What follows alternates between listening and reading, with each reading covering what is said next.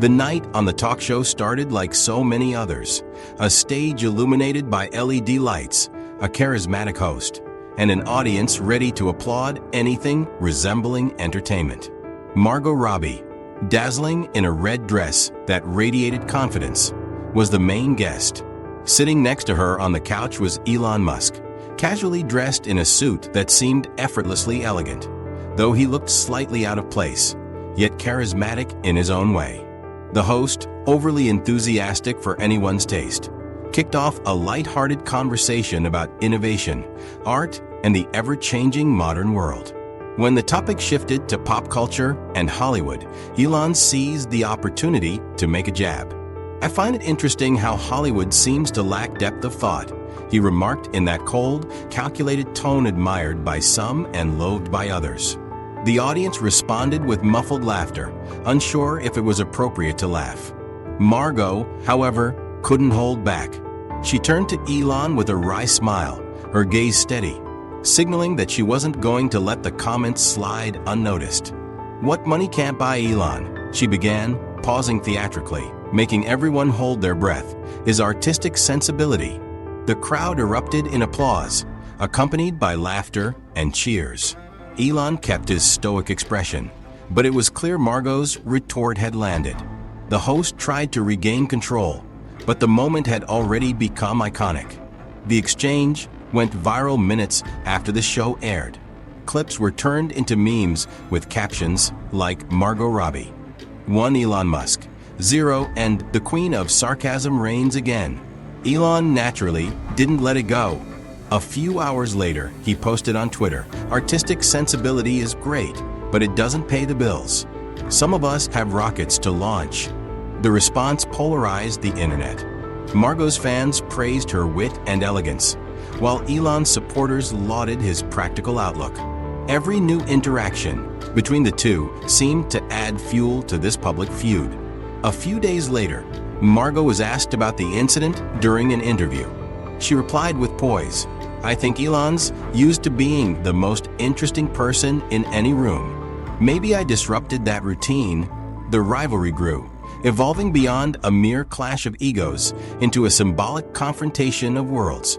Creativity versus technology, emotion versus logic. The media seized every opportunity to amplify the feud, and the tension heightened with each new comment or post. Behind the scenes, Margot and Elon stood firm in their stances, perhaps even enjoying the spectacle. But no one could have predicted that this verbal duel was about to take them into a far more dangerous and unpredictable arena. Weeks had passed since the explosive talk show exchange, but the tension between Margot Robbie and Elon Musk showed no signs of fading. The media had firmly latched onto their dynamic, framing it as a clash of titans, Hollywood's golden girl versus the tech world's eccentric genius. Every tweet, interview, or public appearance seemed to fuel the rivalry, turning it into a cultural phenomenon. Then the invitations arrived. Delivered in sleek black envelopes embossed with golden suns, the invitations were as mysterious as they were extravagant. They came from the Sol Invictus Foundation, a secretive philanthropic organization that operated with a mystique few could pierce. Known for hosting opulent events that blended high society with high stakes, their upcoming masquerade ball in Venice had already been dubbed the event of the century by tabloids. Margot received hers at a photo shoot in Los Angeles. Her assistant, Gina, handed her the envelope with an amused smirk. "You're going to love this," Gina said, watching as Margot opened it. Margot scanned the elegant script. "A masquerade ball? In Venice? Is this a joke?" Not at all. Apparently, only the most powerful and influential people in the world were invited. "And oh, look," Gina teased, pointing at a name printed at the bottom of the guest list. "Guess who else is going?" Margot didn't need to guess. "Of course," she muttered. "Elon Musk." Across the country, in his sprawling office in Austin, Elon was inspecting an identical invitation. He tapped the edge of the envelope against his desk as he considered his options. The event was certainly tempting, but for Elon, there was always an ulterior motive. Perfect distraction. he muttered to himself, glancing at a confidential folder marked Project Aegis lying on his desk. If he played this right, the ball could shift the media's focus away from the growing rumors about his secretive work. As speculation about the event spread, headlines buzzed with excitement. Will the masquerade ball see another Musk versus Robbie showdown? Hollywood meets Silicon Valley in Venice. Get ready for fireworks. Margot, resolute and unafraid, decided to attend. She wanted to send a clear message. She wasn't intimidated by anyone, least of all Elon Musk. Gina tried to talk her out of it. You realize they're just waiting for the next meme-worthy moment, right? Margot shrugged. Let them. I have nothing to prove, but I'll be damned if people think I'm hiding. Meanwhile, Elon prepared for the trip with his characteristic nonchalance, brushing off warnings from his team about the increasing scrutiny surrounding his actions. Let them speculate, he told his assistant.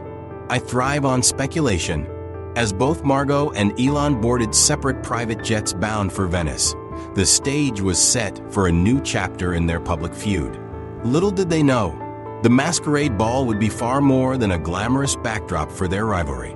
Hidden beneath the gilded masks and swirling gowns was a web of secrets, one that would entangle them both in ways neither could foresee. The night of the masquerade arrived with the kind of theatrical grandeur only Venice could provide. Gondolas, adorned with strings of golden lights, glided through the canals, carrying the world's elite toward a palatial villa that shimmered under the full moon. The villa itself was a marvel, its sprawling marble facade illuminated by an intricate display of fireworks that burst over the lagoon. Inside, the air was thick with the scent of jasmine and intrigue.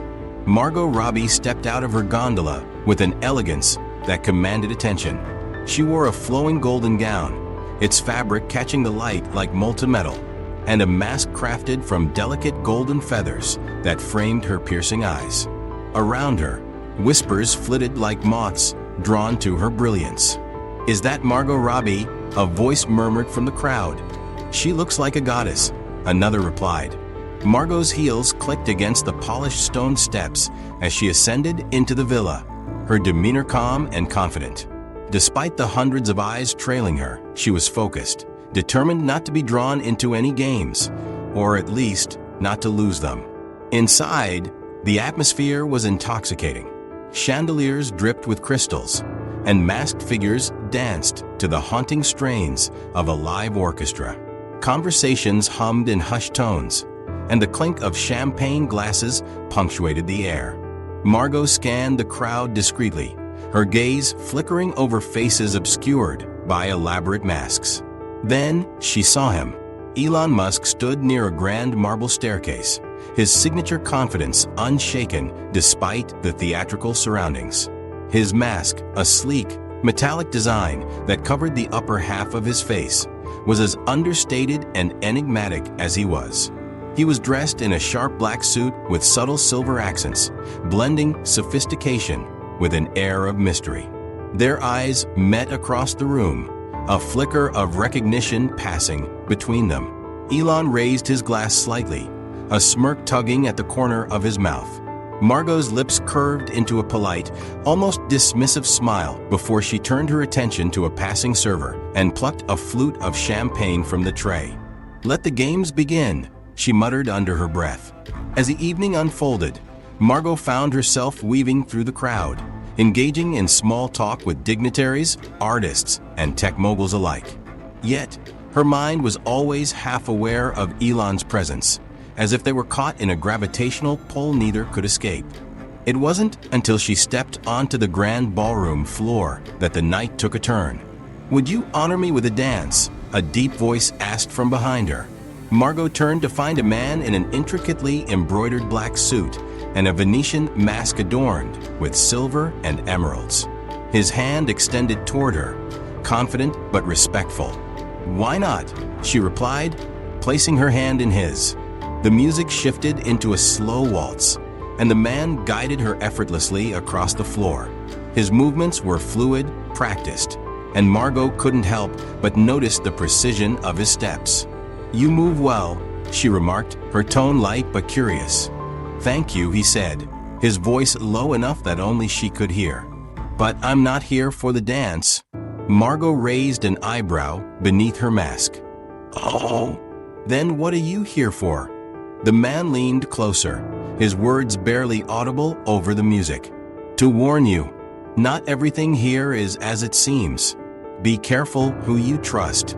Before Margot could respond, the man spun her gracefully, and as she turned back to face him, he was gone, disappearing into the crowd like smoke dissipating in the air. Stunned, Margot stood still for a moment, scanning the room for any sign of him. But her search was interrupted by a familiar voice. "Enjoying yourself?" She turned to find Elon standing behind her, his head tilted slightly, an air of amusement in his expression. "Are you keeping tabs on me? Or is this just a coincidence?" she shot back, her tone sharp but composed. Elon chuckled. "I'm merely observing. It's hard not to notice someone who seems to attract mystery like a magnet." Margot's eyes narrowed. "Speaking of mystery, do you know the man I was just dancing with?" Elon glanced over her shoulder at the ballroom floor, where dozens of masked figures continued to swirl in a kaleidoscope of movement. "I've seen many men here tonight. You'll have to be more specific." "Silver and emerald mask," she said firmly.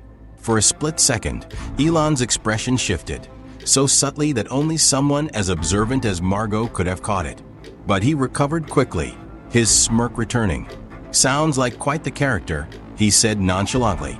"Though I doubt he could keep up with you for long." Margot wasn't buying his deflection.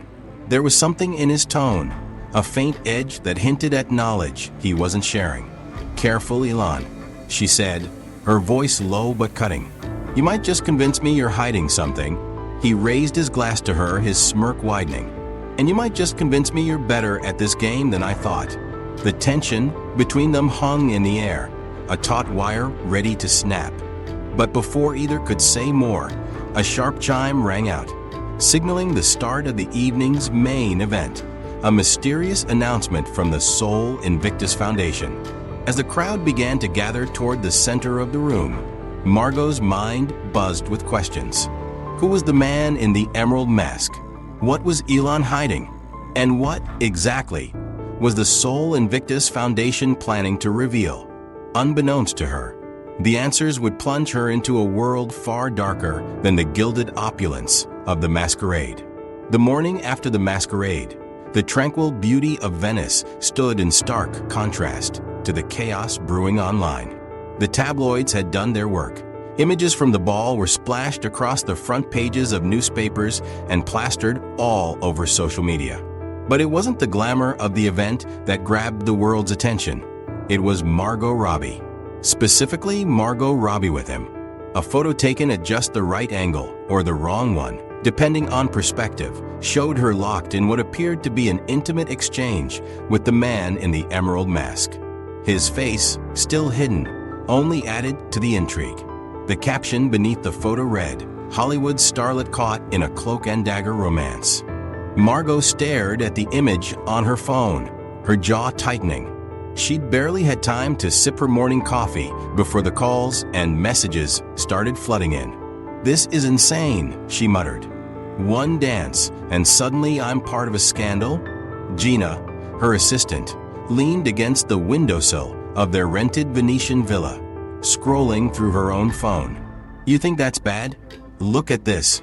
She handed Margot the device, where a conspiracy-laden tweet from a popular tabloid account blared. Sources claim the masked man is connected to Elon Musk.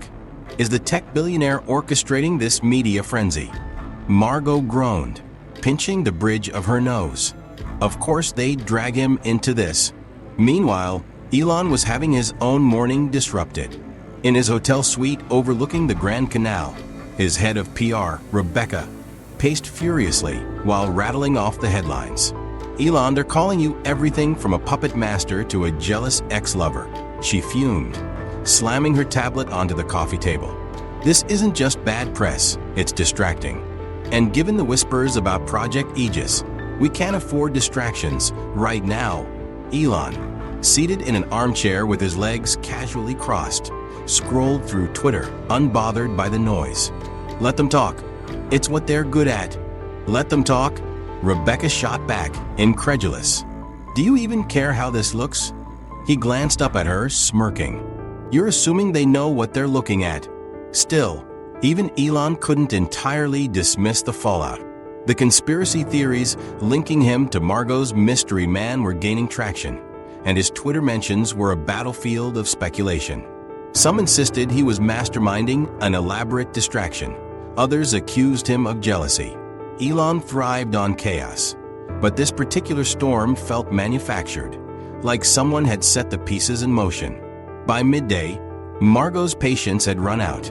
A knock at her villa door revealed a man in a nondescript suit and sunglasses, a reporter with a presence so unassuming it was almost suspicious.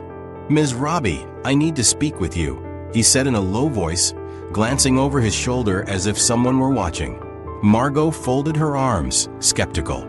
If you're here to talk about the photos, I have nothing to say. This isn't about the photos, he replied, stepping closer. It's about the Sol Invictus Foundation. They're not what they seem. That caught her attention. She stepped aside, allowing him in. Who are you? She demanded as he entered. Let's just say I'm someone who knows how deep this goes, he replied, pulling a slim file from his briefcase and handing it to her. Inside were documents, names, dates, and coded messages Margot couldn't decipher. But one name stood out. Elon Musk, she asked, her voice sharp. What does he have to do with this? The man's expression darkened. That's what you need to find out. He's involved, but whether as a pawn or a player, I can't say. What I do know is that the Sol Invictus Foundation has ties to some dangerous groups, espionage, corporate sabotage, even blackmail. And they're using this ball to pull strings in ways you don't want to imagine. Margot's pulse quickened. Why tell me this? Why not go public? Because they control the narrative, he said. But you have a platform. People will listen to you in a way they won't listen to someone like me. Before she could ask more, the man stood abruptly, moving toward the door. Be careful, Ms. Robbie. If you dig too deep, they'll come for you. With that, he was gone, leaving Margot alone with a growing sense of unease. Hours later, unable to shake the reporter's words, she made her way to Elon's hotel. She found him lounging on a private terrace, sipping espresso and scrolling through his phone like a man with not a care in the world. Enjoying yourself? She said sharply, stepping into his line of sight. Elon looked up, mildly surprised but not displeased. Margot, to what do I owe the pleasure? She dropped the file onto the table in front of him. What do you know about this? Elon's expression shifted as he glanced through the papers, his jaw tightening ever so slightly. But when he looked back at her, his smirk returned, though it didn't quite reach his eyes. You think I'm behind this? He asked, his tone laced with amusement. That I orchestrated a masquerade ball, planted a mysterious man to dance with you, and leaked scandalous photos, all to what? Ruin your week. Don't play games with me, Elon, Margot snapped. I know you're involved.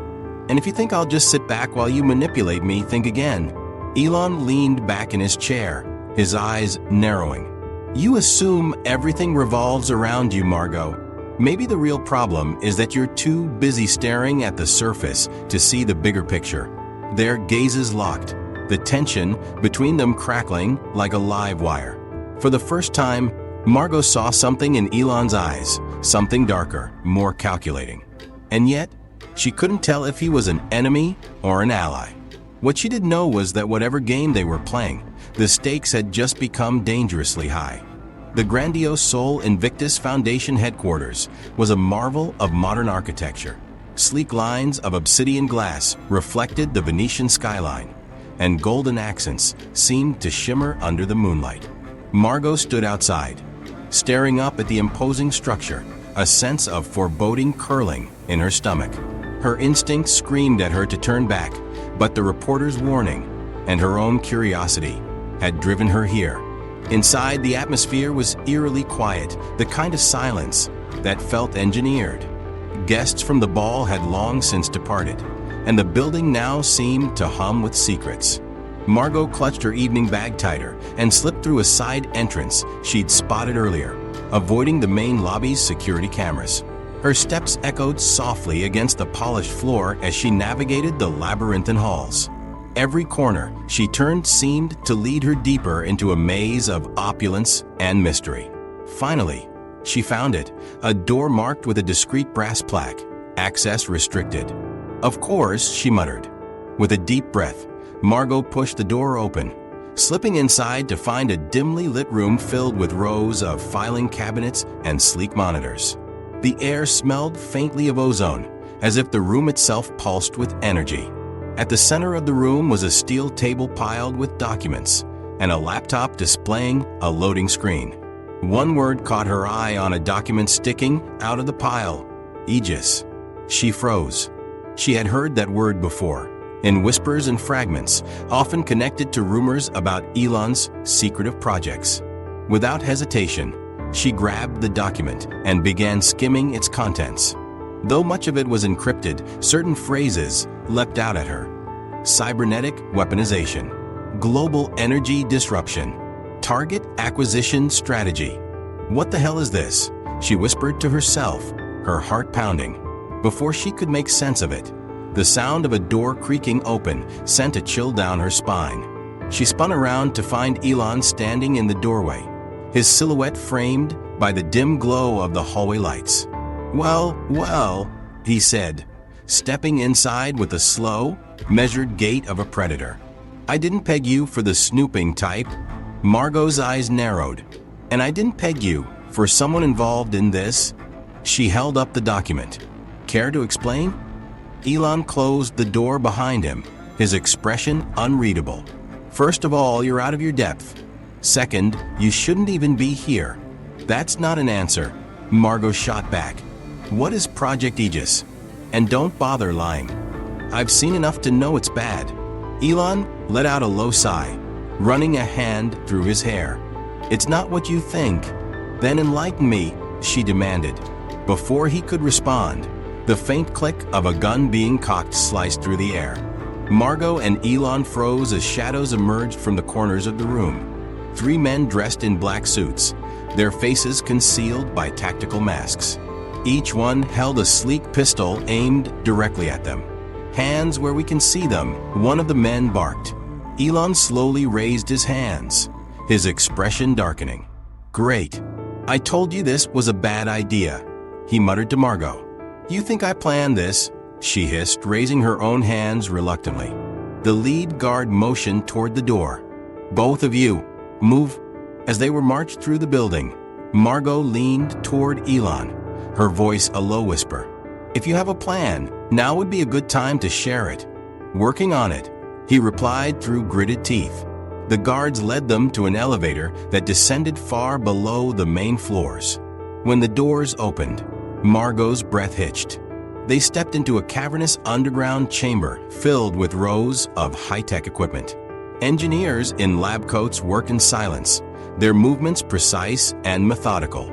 At the center of the room was a massive holographic display showing a map of the globe. Red markers blinked ominously across various continents, each one connected by lines of text that Margot couldn't decipher. "Welcome to the heart of Sol Invictus," one of the guards said, his tone laced with mockery. As they were pushed forward, Elon leaned closer to Margot, his voice so low it was almost inaudible. "When I say run, you run?" Her eyes darted to his, searching for any sign that he was bluffing. But his expression was steely, his jaw set. "What?" she started, but before she could finish, Elon moved. In one swift motion, he grabbed the wrist of the nearest guard, twisting it sharply and forcing the man to drop his weapon. The sound of the gun clattering to the floor sent the room into chaos. "Run!" Elon shouted, shoving Margot toward a nearby corridor. Adrenaline surged through her as she bolted, her heels clattering against the concrete floor. Behind her, she heard the sounds of a struggle, grunts, the thud of bodies hitting the ground, and the sharp crack of a gunshot. "Elon!" she yelled, skidding to a halt. "Keep going," he barked, sprinting after her. Blood stained the sleeve of his jacket, but his grip was firm as he grabbed her arm and pulled her forward. The two of them darted through the maze of corridors, the sound of alarms and shouting guards echoing around them. Finally, they burst through a service exit and into the cool night air. Panting, Margot leaned against a wall, her chest heaving. What the hell just happened in there? Elon's eyes were sharp, his face pale but resolute. That was just the beginning, he said grimly. If we don't stop them, the world is going to face something far worse than a few bad headlines. Margot stared at him, her mind racing. She didn't trust him, not entirely, but the fear in his voice was real. And as much as she hated to admit it, she needed him now. So, what's the plan? She asked, forcing her voice to steady. Elon wiped the blood from his sleeve, a faint smirk returning to his lips. First, we survive, then we fight back. The two locked eyes, an unspoken understanding passing between them. They were no longer adversaries, but reluctant allies in a game far bigger than either of them had anticipated. The alley behind the Sol Invictus building smelled of rain and oil. Margot leaned against a cold brick wall, catching her breath, while Elon scanned their surroundings. His movements were quick and precise, his eyes sharp and calculating. But there was a shadow of fatigue in his expression. Blood seeped through the fabric of his sleeve, the crimson streaks glinting in the faint glow of a nearby street lamp. "You're bleeding," Margot said, breaking the silence. Elon glanced down at his arm, brushing it off as if it were a minor inconvenience. "It's not important, not important," she snapped, stepping toward him. "We were just chased by armed guards through some kind of underground lair. You're hurt, and I don't even know what we're running from." Elon sighed, leaning back against the wall. "You want answers? Fine. But I'm warning you, it's not going to make you feel better." Margot folded her arms, her expression hard. "Try me?" Elon took a deep breath, glancing around once more to ensure they weren't being followed. Sol Invictus is more than just a philanthropic organization, he began. They've positioned themselves as saviors of the elite, charity galas, public-facing donations. But behind the scenes, they're involved in things that would make your skin crawl. Espionage, political manipulation, illegal tech development. They're playing a game with global stakes, and they don't care who gets hurt in the process. "And you?" Margot asked, her voice steady but laced with suspicion. "What's your role in all this?" Elon met her gaze, his jaw tightening. "I've been investigating them for years. They approached me once, years ago, trying to recruit me into their inner circle. Back then, I wasn't interested. I thought they were just another group of power-hungry executives. But then I started noticing patterns. People disappearing, tech projects being stolen, and reappearing with military applications. I've been undercover, trying to figure out their endgame." Margot shook her head, disbelief flickering across her face. "And you didn't think to tell anyone? The authorities? The media? They own the authorities," Elon shot back. "And as for the media, do you think anyone would believe me? I'm already the guy they love to paint as a megalomaniac. If I started screaming about secret cabals and underground labs, they'd crucify me." His words hung in the air, and for a moment, Margot was silent. When she finally spoke, her voice was softer. "The man at the ball, the one who warned me, was he part of this?" Elon's expression darkened. "His name was Aiden Calloway.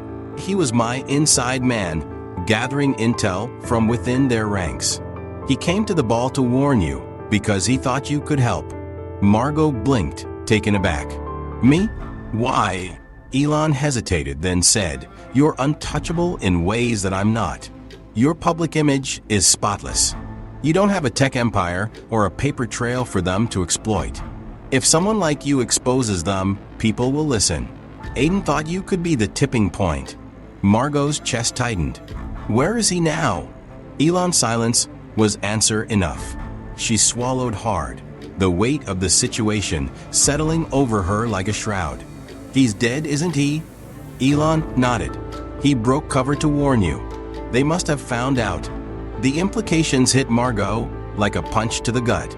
A man had risked and lost his life because he believed in her. And now, she was entangled in something far bigger than herself.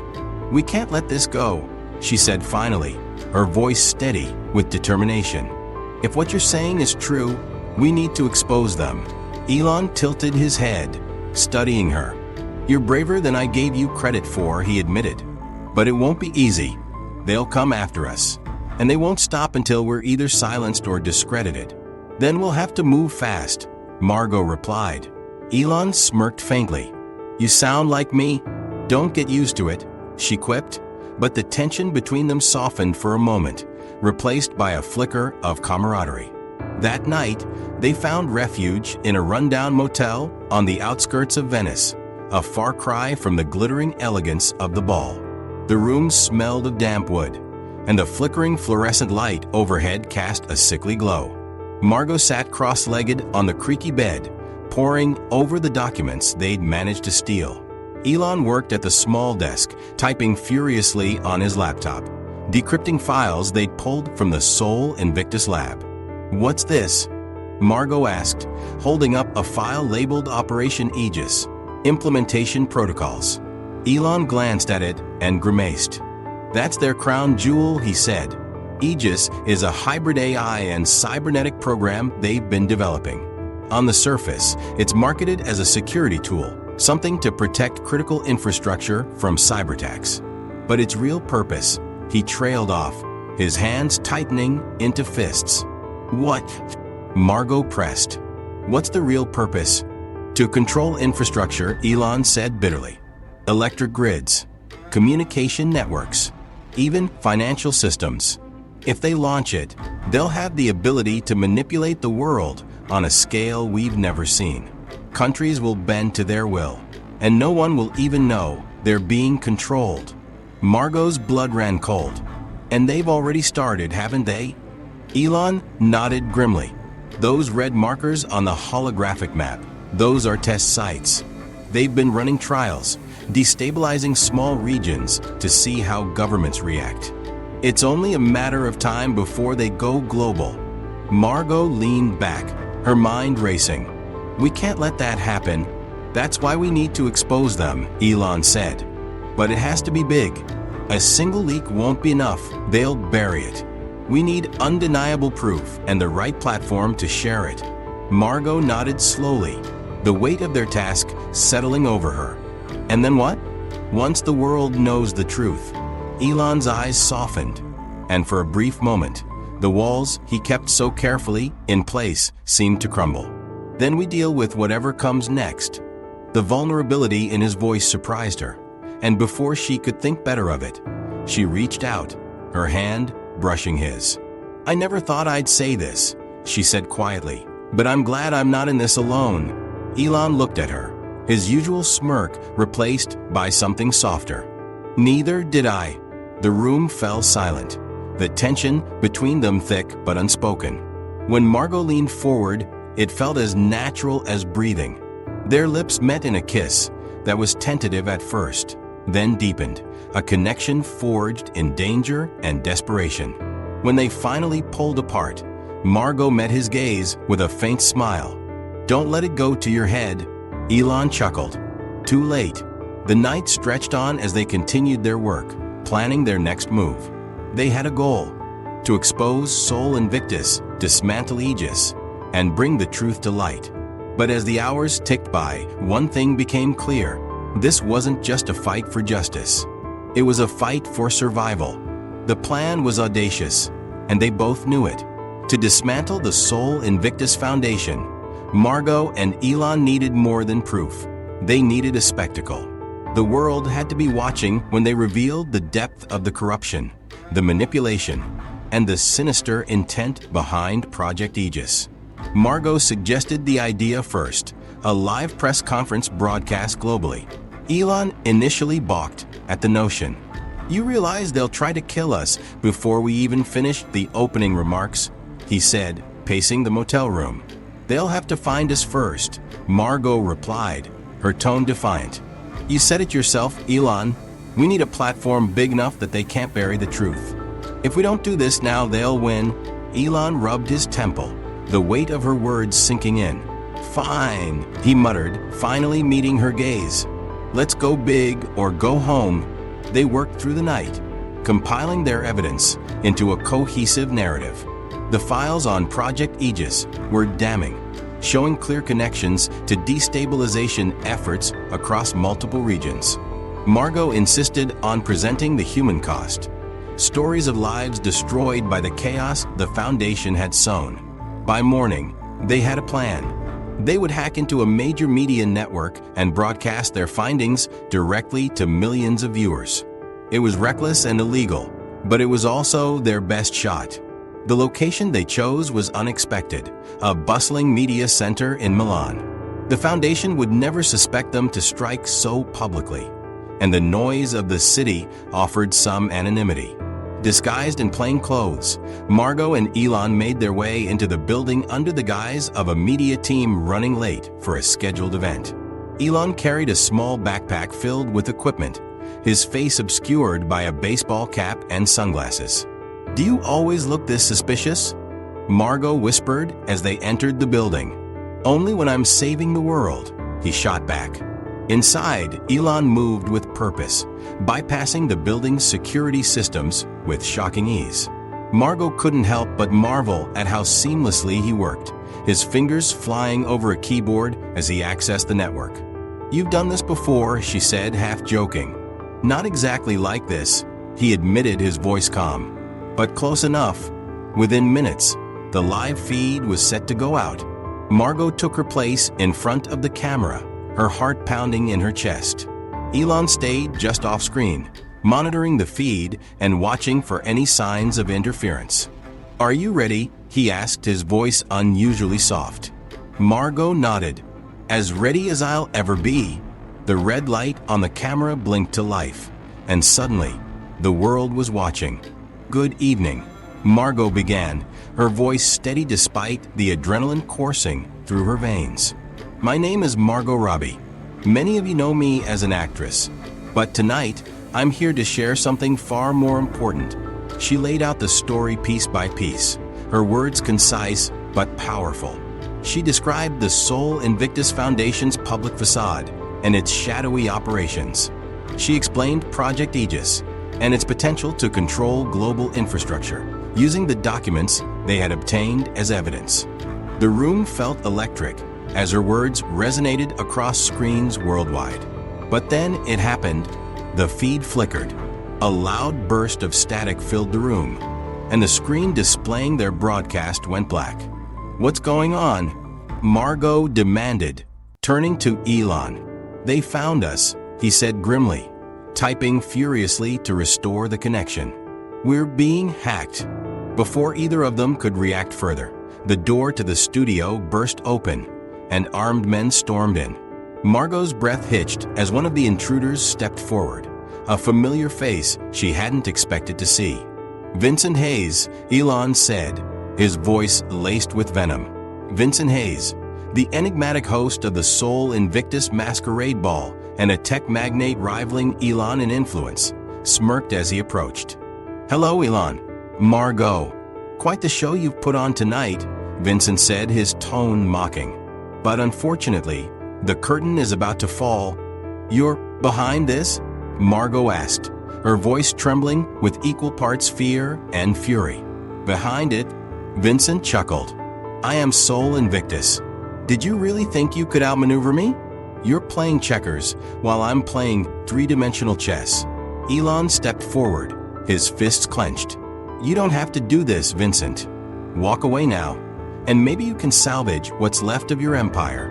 Vincent laughed, the sound cold and hollow. "Spare me the moral grandstanding, Elon. You're no saint. And as for you, Margot," he said, turning to her, "your little performance tonight might be your last great role." As he spoke, the armed guards raised their weapons, and Margot's heart pounded in her chest. "Any bright ideas?" she hissed to Elon. "Just one," he muttered. "But it's going to be messy." In a blur of movement, Elon grabbed a nearby camera tripod and swung it toward the nearest guard, disarming him. Chaos erupted as Margot ducked behind a console, adrenaline propelling her into action. She grabbed a heavy monitor and slammed it into another guard, her fear giving way to sheer determination. Elon managed to restore the feed for a brief moment, shouting into the camera, "The Sol Invictus Foundation is watching this. They're here to silence us because they know we're telling the truth. Don't believe their lies. Find the files, share them, and expose them." Another surge of static cut the broadcast short, but the damage was done. The files were out there, and the world had seen enough to start asking questions. Elon and Margot barely escaped the building, racing into the chaotic streets of Milan. Sirens wailed in the distance as they ducked into an alley, breathing hard but alive. "Did we do it?" Margot asked, her voice shaking. Elon nodded, his face grim but determined. "It's out there now. They can't hide forever." But as they caught their breath, Margot knew this wasn't over. The truth was out, but so were they, fugitives in a world that would stop at nothing to silence them. The fallout was immediate and explosive.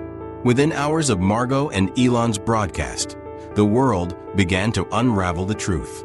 The files they'd leaked were downloaded, analyzed, and shared by journalists, cyber experts, and activists worldwide. Headlines erupted across every major outlet. The Sol Invictus Conspiracy, global control through technology, Project Aegis. Weaponizing infrastructure for power, actors and billionaires turn whistleblowers. Protests erupted in major cities as citizens demanded accountability. Governments were forced to address the revelations, and under mounting pressure, an international task force raided Sol Invictus facilities around the globe. But for Margot and Elon, victory came at a price. 2 weeks later, they sat in a cramped safe house in Geneva, far removed from their usual lives of luxury and prominence. The television buzzed softly in the background, playing a news report about the arrests of several high-ranking Sol Invictus executives. "It's working," Margot said, her voice quiet but resolute. "The truth is out." Elon leaned back in his chair, exhaustion etched into his face. "For now. But people like Vincent Hayes don't just disappear. He'll try to rebuild, and there will always be others like him." Margot nodded, staring at the screen. She'd lost count of how many sleepless nights they'd spent on the run, evading Sol Invictus loyalists and navigating the shadows of a world that now saw them as either heroes or traitors. "What happens to us?" she asked, breaking the silence. Elon glanced at her, his expression softening. "You go back to your life, your career.